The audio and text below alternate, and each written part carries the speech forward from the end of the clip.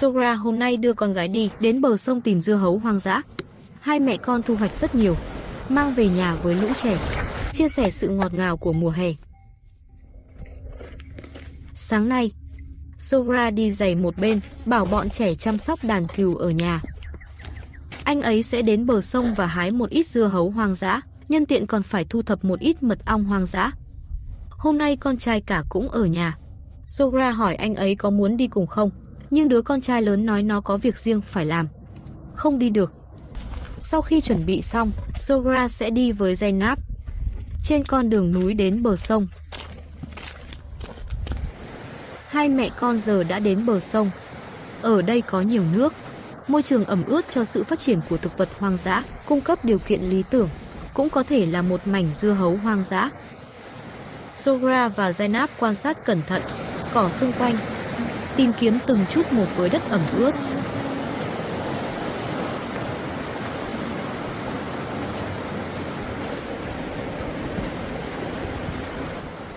Tất cả các cách, hai mẹ con cẩn thận tìm kiếm, nhưng vẫn không tìm thấy dấu vết của dưa hấu hoang dã. Lúc này, Sogra thấy ở đây có vách đá. Tôi quyết định đi xem có hang ong rừng nào không. Thu thập một ít mật ong trước. Hai người đi dọc bờ sông một lúc lâu, vẫn chưa thu thập được mật ong hoang dã. Thỉnh thoảng họ tìm thấy ong rừng trong hang, nhưng bên trong không có tổ ong.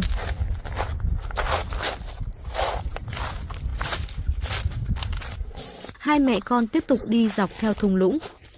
Lúc này phía trước có một suối núi. Trên đường đi, họ đã khát nước, sẵn sàng dừng lại, uống nước suối mát để giảm mệt mỏi.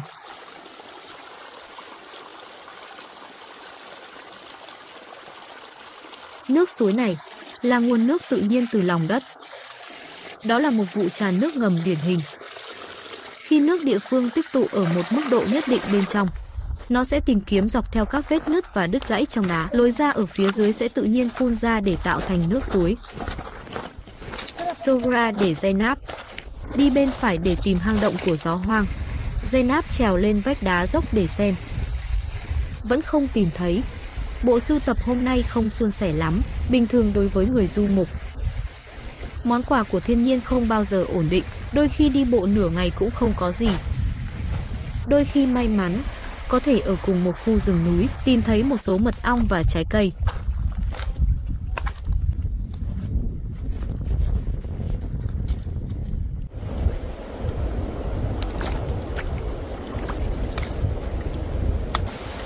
Cô Sogam tìm kiếm dọc theo bờ sông, thậm chí nhiều lần lội qua sông, kiểm tra qua lại giữa các vách đá hai bên bờ sông. Cuối cùng ở phía trước trên một vách đá cao hơn một chút, Sogra tìm thấy hang của một con ong rừng. Bên trong có thể nhìn thấy ong, có thể là tổ ong.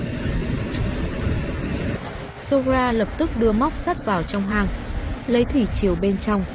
Mặc dù anh ta đeo găng tay và mặt nạ, nhưng đối mặt với ong rừng, những biện pháp bảo vệ này vẫn chưa hoàn chỉnh. Sogra vẫn bị ong đốt.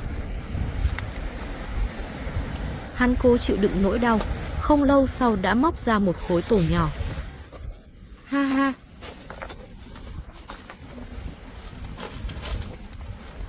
Mặc dù nhà họ cũng có ong, nhưng Sogra vẫn không biết gì về những ngọn núi. Thu thập mật ong hoang dã, ông cảm thấy chất lượng của mật ong hoang dã thường tốt hơn là thêm mật ong.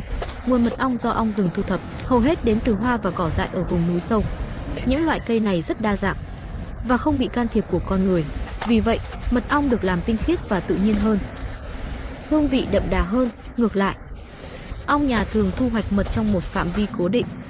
Nguồn mật ong tương đối đơn, hương vị và thành phần dinh dưỡng hơi kém.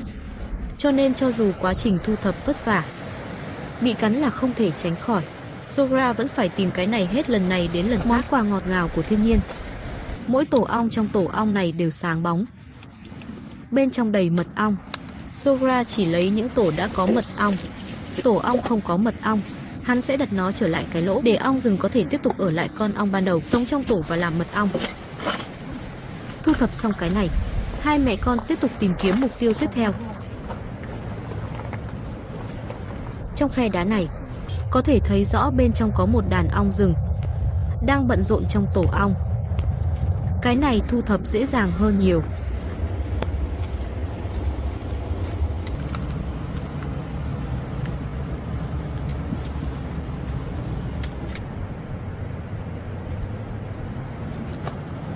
Ngay sau đó Sogra móc ra vài tổ ong. Anh ta chọn ra một cái đã đầy vàng rồi, tổ của mật ong màu vàng. Phần còn lại đều là không có loại bỏ ve, sản phẩm bán thành phẩm hoặc tổ trống của mật ong. Anh ấy đặt tất cả lại. Sau khi thu thập xong chỗ mật ong này, Sogra quyết định không tìm kiếm nữa. Các bức tường đá ở khu vực này rất khó tìm thấy hang ong. Hai mẹ con bây giờ chuẩn bị tìm một chỗ nghỉ ngơi. Zainab đang thu thập củi khô, dùng để sống, là cánh tay phải của mẹ. Anh ấy giúp chia sẻ công việc vào thời điểm quan trọng. Ở nhà này, ngoại trừ anh trai và anh trai thứ hai lớn hơn là Zainab và Zara lớn hơn một chút. Em trai và em gái nhỏ hơn vẫn chưa hiểu lắm, không muốn đi theo ra ngoài thu thập. Mà đại ca và nhị ca đã trưởng thành rồi. Mỗi người có công việc và trách nhiệm riêng, bình thường rất ít khi có thời gian ở bên mẹ. Cha của họ cũng làm việc bên ngoài, một phần khác của gánh nặng kinh tế gia đình. Vì vậy, gia đình có thể đi cùng Sogra ra ngoài làm việc, người chia sẻ nhiệm vụ thu thập, đương nhiên chỉ còn lại cái của Giai. Hai mẹ con vượt sông, đến trước thác nước này. Bức tường đá cao vút, nước chảy xuống từ trên cao, kích thích rất nhiều sương mù nước, rất ngoạn mục. Họ quyết định đốt nước ngay trước thác nước, ngâm một ấm trà nóng, trong khi cảm nhận sự mát mẻ của sương mù nước. Uống trà nóng, không có hương vị. Sogra cầm bình nước xuống thác nước, lấy một bình nước thác nước trong vắt. Ở vùng núi cao và hẻm núi này, thác nước chủ yếu đến từ lượng mưa và tuyết tan trên đỉnh núi. Đối với Sogra, nước suối núi như vậy là nguồn cung cấp tinh khiết nhất, tốt hơn nước ở nhiều nơi. Ngắm nhìn thác nước hùng vĩ này, Sogra có chút phấn khích. Mặc dù vẫn chưa tìm thấy một quả dưa hấu, nhưng thác nước này mang đến những bất ngờ và niềm vui bất ngờ cho hai mẹ con. Trên vách đá bên cạnh thác nước còn có một con cua nữa. Nó ngồi một mình trên đá, dường như cũng đang lặng lẽ cảm nhận được sự mát mẻ của thác nước. Các vách đá xung quanh thác nước có độ ẩm cao, sương mù nước đầy đủ, có thể giữ cho má cua ẩm ướt. Thở bình thường, không cần ngâm trong nước cả ngày. Và những bức tường đá cũng cung cấp một nơi ẩn náu tự nhiên, tránh kẻ thù tự nhiên hợp lý.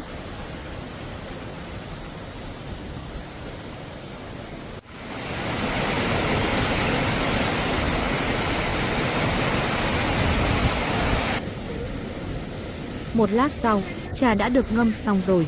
Hai mẹ con ngồi trước thác nước uống trà nóng. Cùng với khung cảnh như vậy, đi du lịch trên đường đi cũng trở nên đáng giá.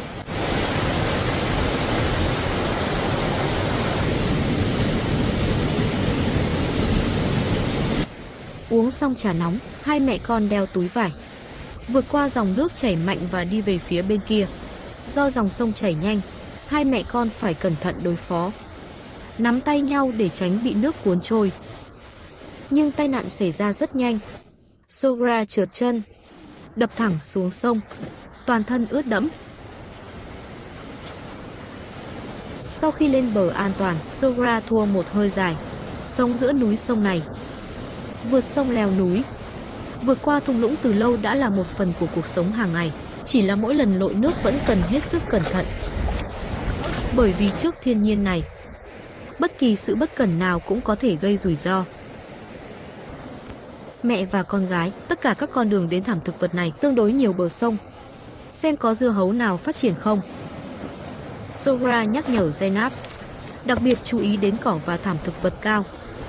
Dưa hấu hoang dã thường đặt dây leo, trốn dưới những ngọn cỏ dày. Trái cây cũng có thể bị che khuất bởi những cành và lá dày, không tìm kiếm cẩn thận rất dễ bỏ lỡ.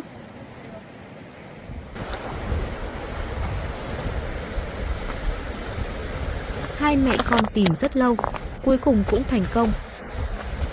Sogra tìm thấy một quả dưa hấu ở rìa cỏ.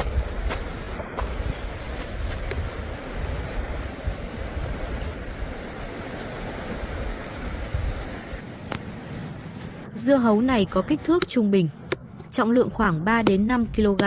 Nhưng trong điều kiện hoang dã ở vùng núi, đã được coi là một quả dưa tương đối lý tưởng rồi. Quả dưa này trông chưa chín hoàn toàn. Dưa hấu chín hoàn toàn, những tua nhỏ gần cánh đồng dưa sẽ khô và thậm chí khô héo. Cây nho của quả dưa này còn tương đối mềm, có thể còn một thời gian nữa là giai đoạn trưởng thành tốt nhất. Nhưng bây giờ đã có 7-8 chín. Bây giờ hái ra mở ra ăn có thể đã có vị ngọt rồi, nhưng hương vị không nhất thiết phải đạt đến trạng thái đậm đặc và cát nhất. Khi Goti và dây leo bắt đầu khô héo, sẽ ngọt hơn. Hai mẹ con tiếp tục tìm kiếm.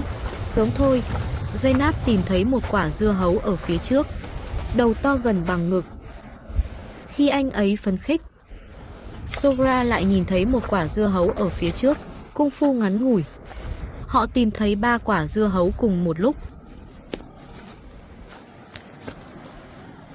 Ngay sau tảng đá lớn này, nhiếp ảnh gia tìm thấy một quả dưa hấu khác. Cho đến nay họ đã tìm thấy tổng cộng 4 quả dưa hấu lớn.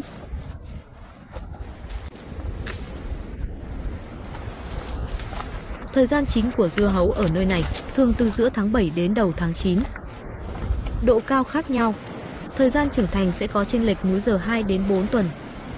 Dưa hấu này có thể là một loài hoang dã bản địa, cũng có thể là tên du mục thời kỳ đầu, hoặc hạt dưa hấu bị cư dân thung lũng bỏ đi, sinh sản tự nhiên.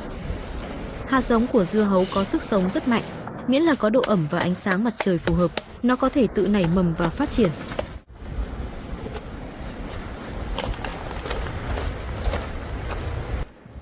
Hai mẹ con cho 4 quả dưa hấu này xuống sông. Hãy để dòng nước mát giúp chúng hạ nhiệt. Nhìn những quả dưa hấu nặng này, Sogra và Zahi bỉm mặt, tất cả đều lộ ra niềm vui không thể che giấu. Những quả dưa hấu này mang về, bọn trẻ sẽ rất vui. Đây là thành quả của hai mẹ con. Sogra sau đó chọn một quả dưa hấu, cắt bằng dao, chuẩn bị thử một miếng trước xem hương vị.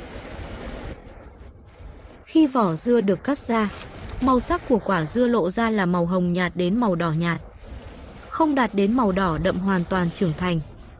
Quan sát cẩn thận, có thể thấy kết cấu của nó lỏng lẻo, nước ép không nhiều, cảm giác sợi rõ ràng hơn. Nhưng đây đã là 4 quả dưa rồi, độ chín tốt hơn rồi. Sogradi có một miếng nhỏ thưởng thức cùng nhiếp ảnh gia. Sau khi mọi người đã nếm thử, tất cả đều cảm thấy hương vị của quả dưa hấu này không tệ. Ăn xong dưa hấu rồi, hai mẹ con bỏ 3 cái còn lại vào túi. Sogra mang theo 2 cái, đưa cái còn lại cho Zainab.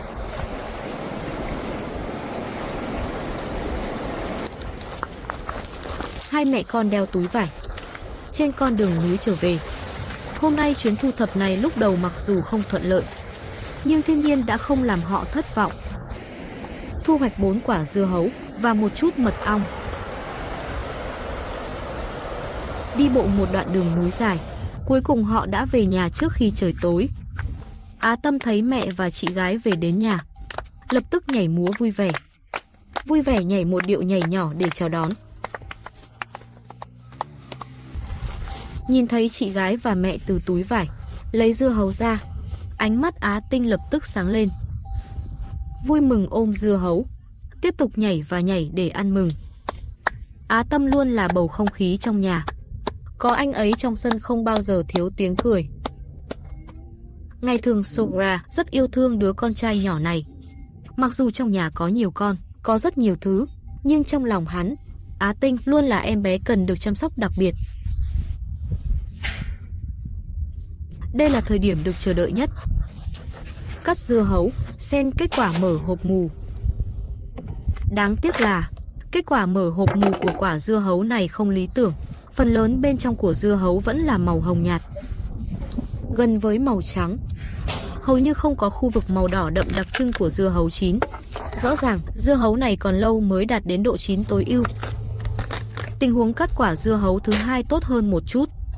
Có thể thấy một phần hạt đen đã phát triển, nhưng số lượng không nhiều, vẫn đậm hương vị. Vẫn nhẹ nhàng, vị ngọt có hạn. Tiếp theo muốn cắt là dưa hấu độc quyền của Á Tinh. Mọi người đều chờ đợi thời điểm mở hộp mù lần này. Điều làm người ta hài lòng là dưa hấu này của Iasta tổng thể trưởng thành hơn nhiều so với 2 quả dưa hấu trước đó. Phần trung tâm màu sắc đậm hơn, trông có vẻ ngọt ngào, thuộc về trạng thái 7-8-9. Mặc dù độ ngọt không bằng loại màu đỏ đậm trên thị trường dưa hấu đường cao, nhưng trong thung lũng núi cao này, vị ngọt như vậy đã rất hiếm rồi.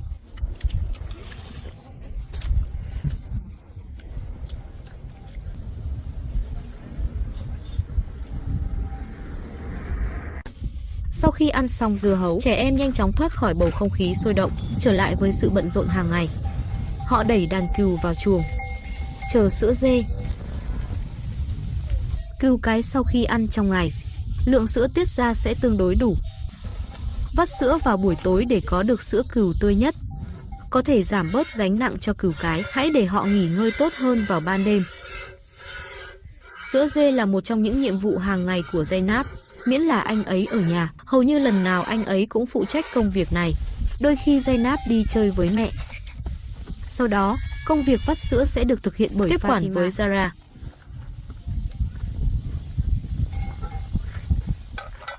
Cảm ơn các bạn đã xem hết video. Nếu thấy hay hãy like, subscribe kênh để mình có động lực ra thêm nhiều video hơn nữa nhé.